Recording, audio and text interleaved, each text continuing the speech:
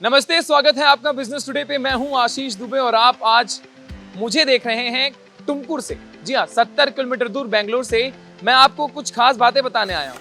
आखिर banana chips कैसे बनता है।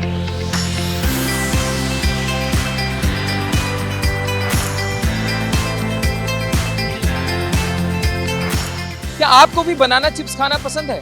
अगर है तो क्या आप ये जानते हैं कि इसका प्रोसीजर क्या होता है, कैसे बनता है? आइए मैं आपको बताता हूँ।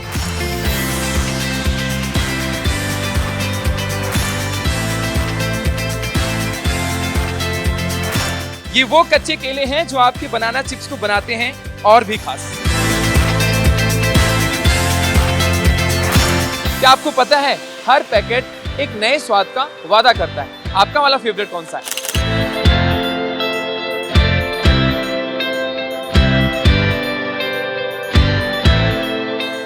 बनानास की पीलिंग से लेकर बनाना की मैन्युफैक्चरिंग तक ये चिप्स बहुत खास हैं और इनकी बातें भी उतनी ही खास हैं। तो चलिए सीधे प्रोडक्शन में चलते हैं और आपको बताता हूँ कि ये सारी मशीनें हैं क्या, क्या कैसे बनता है और किस तरीके से आपका बनाना चिप्स रेडी होकर पैकेट आपके घर तक पहुंचता है। बने रहिए पूरे वीडियो में और चलते हैं सीधे भूपेंद्र कुमार जी के पास, उनसे जानते हैं कि भाई प्रोसीजर क्या है। इसके बाद मिलेंगे को फाउंडर से भी, मिस ज्योति, जो बताएंगी कि आखिर मैन्युफैक्चरिंग यूनिट चलती कैसे है और क्या कॉस्ट आई है और इसके बारे में और जा रहे हैं। तब तक पूरी वीडियो में बने रहिए।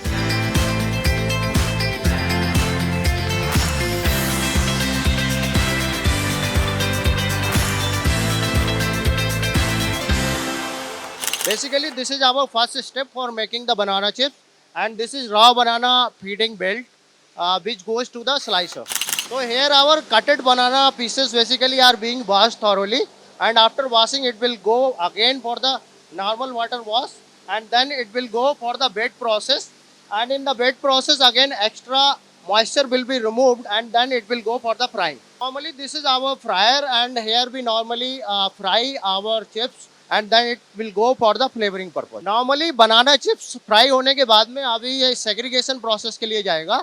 ये segregation process की belt है। फिर यहाँ से further ये vibratory process के थ्रू जाएगा।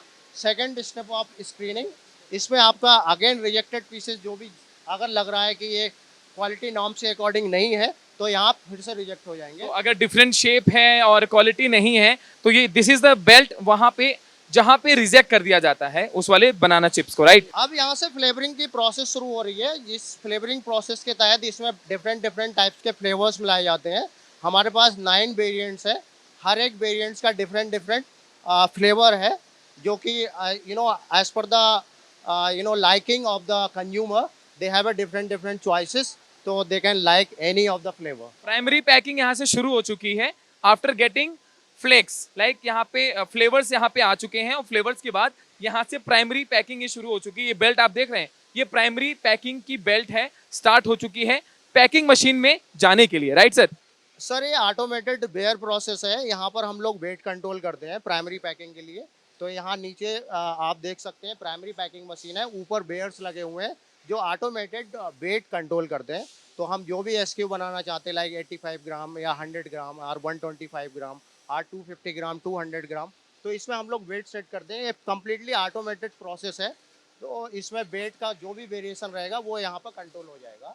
तो इसमें ऑटोमेटिकली जब प्रोडक्ट ऊपर से गिरेगा तो उसमें हेड्स के थ्रू जो भी कॉम्बिनेशन यूनिट आएगी तो उस कॉम्बिनेशन के थ्रू प्रोडक्ट नीचे आएगा और वो यहाँ पर होपर्स में कलेक्ट होकर के पाउच फॉर्म हो जाएगा।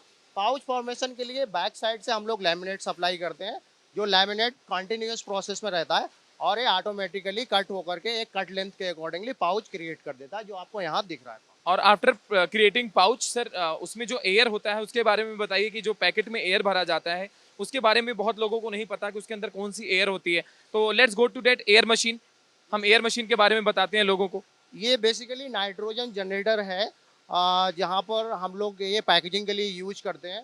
नॉर्मली लोगों को लगता है कि पाउचेस के अंदर जो है वो एयर भरी है, बट ये बेसिकली ये नाइट्रोजन होती है जो 99.99% प्योर होती है। तो after flushing the nitrogen here it goes for the pouch formation.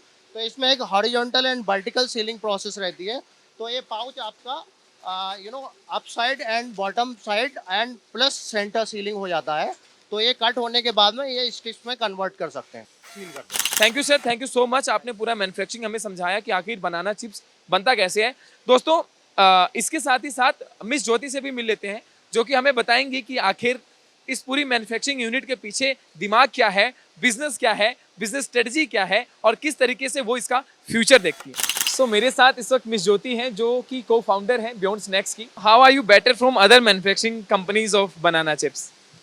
So India mein banana chips has always been a kadai frying kind of a product. It has never got the uh, processing like what you have in potato chips. Banana chips, we are very very different from all of our competition.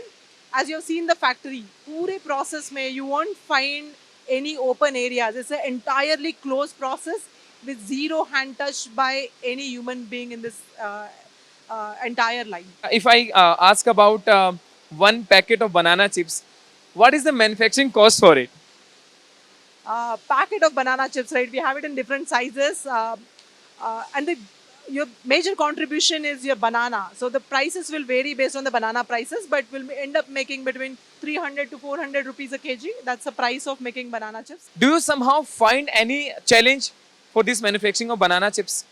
Like कुछ तो challenge सबसे बड़ा होता होगा इस बनाना industry में, banana chips industry में, जो आपको लगता होगा ये this is the biggest challenge और क्वालिटी और मैन्युफैक्चरिंग में हम इससे आगे हैं, बाकियों से आगे हैं। So not only banana chips, right? कोई भी food industry का सबसे बड़ा challenge है maintaining that hygiene. Because people will leave, attrition होगा, every time new people will come in. So maintaining that hygiene in the product is a very big challenge for any food industry. Luckily, we also have a attrition, not at the scale, but it's a very low attrition. But we have a right resources, we have a right quality team, we have our own research in the factory who continuously keep training people about the need of hygiene, and they're sensitized enough before coming to the line. So I think that that's the biggest advantage for us. We have almost similar kind of a target customer as that of potato chips. We always position banana chips and Beyond Snack as a go-to snack for, especially if you ask me about customers, what we target would be your Gen Z and millennials. But it's a go-to snack is what we would like to position it as. Beyond snacks का आप future कैसे देखते हैं कि आपके expansion plans क्या हैं, future आप कैसे देख रहे हैं बियॉन्ड स्नैक्स का? Beyond Snack is a very much growing company. We grow 100% year on year. So we have a lot of expansion plan, and not only our presence in the market, we also want to have a very back-end strong manufacturing facility, all back-end processes. We also want to develop a very strong supply chain from the farmer. So that's our plan for expansion. We want to, 5 years down the line, we would really like to be a 500-600 crore kind of a revenue company. तो shark tank में जिस तरीके से आपके founder मानस जी ने अपना पूरा product लेकर गए थे कि अपने ब्रांड के बारे में बताने गए थे वहाँ पे, तो आपको कुछ हेल्प मिला उससे ब्रांडिंग में और स्ट्रेटजी में, मार्केटिंग में?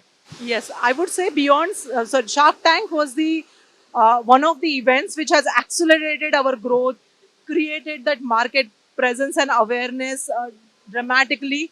We immediately within 3 months we grew 5-fold after Shark Tank. So yes, it has given us a tremendous amount of momentum in the market. So that has significantly helped. Well, thank you so much, Miss Jyoti, for this conversation. Video पसंद आया तो हमें like, comment, share और subscribe जरूर करें।